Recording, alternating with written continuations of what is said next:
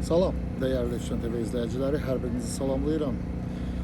Bu günləri Berlində aclıq aksiyamızın 8-ci günüdür. Bu aclıq aksiyamızın başlıca səbəbi 15 xanımdır. 9-u jurnalist, 6 inanclı xanım. Bunlar şərlənərək həbs olunublar. Qaçaqmalçılıqla jurnalistlərimizi həbs ediblər, silah qaçaqmalçılığı ilə isə inanclı xanımlarımızı. Bizim İlham Əliyevdən yeganə tələbimiz budur ki, bu xanımlar qeyri-şərtsiz azad olunmalıdır. Və onların bu günləri yeri həbsxana deyil, onların bu günləri yeri azadlıq olmalıdır ki, onlar da bir sabah gələcəyin anası olacaqlar.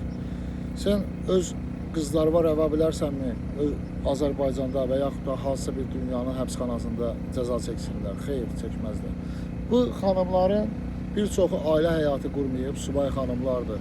Sabah bunları kim alacaq? Bax, sual edirəm sizə. Bunlar sabah uşaq sahibi olmalıdırlar.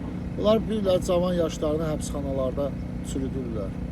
Yaraşarmı bu bizə? Biz Azərbaycanlıyıq. Biz Azərbaycanlı olduğumuz üçün də bilirlər, vicdanımız sızlayıb gəlib bu aksiyanı keçirdirik. 8 gündür acıq.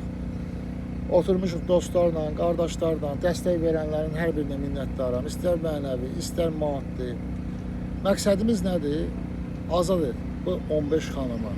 Çünki buna ehtiyac var. Günlər Azərbaycanda həqiqətən də insanları sıxmışsınız, sokunu çıxartmışsınız. Azərbaycanda zaten hüquq sistemi işləmir, bərbad vəziyyətlər, söz azadlığı yox. Günlər Azərbaycan həbsxanaları ağız-bağız dolu, günahsız insanlar, jurnalistlər, hüquq müdafiəçiləri, hicablı insanlar, xanımlar və yaxud da dindar insanlar.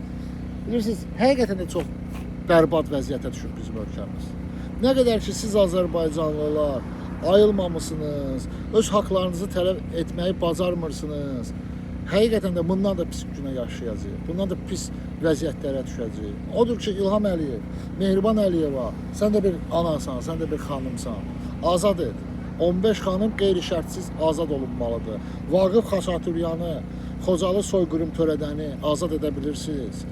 Bu cavan qızlarımızı azad edə bilmirsiniz. Həqiqətən də ayıb olsun sizdə.